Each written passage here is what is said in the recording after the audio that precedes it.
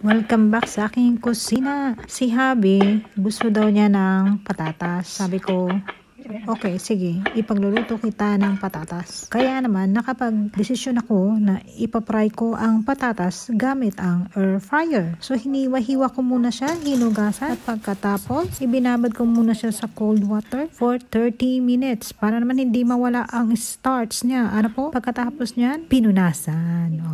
Pagkatapos ng paliguan, syempre kailangan mong patuyuin. Ipat-dry na to. Pagkatapos, isara na natin. Ilagay natin sa air fryer. Hawiran natin ng konting oil. Saka natin ilagay sa air fryer. Lutuin natin na siya ng 30 minutes for 400 degrees Fahrenheit. At habang si air fryer ay nagluluto, ako naman ay magluluto din ng manok. Ayan.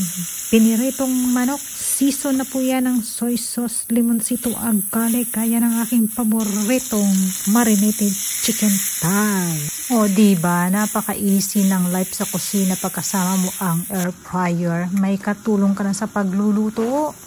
At marami ka pang magagawa dahil multi-job ang gawain mo sa kusina. Madali ka lang matapos basta may air fryer. Pagkatapos niyan, naluto na rin ang ating patatas, ang ating hand-cut fries. Akin nang i-season mo na yan ng asin at paminta. At pagkatapos i-shake-shake mo na. Pagkatapos, ready na.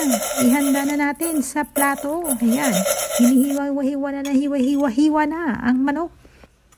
At syempre, sinamahan natin ng salad para naman meron tayong fiber na pampatunaw.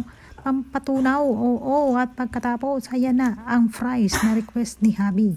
O, diba? Masarap, masustansya, kompleto sa Ricardo's, kaya kainan na. This is good.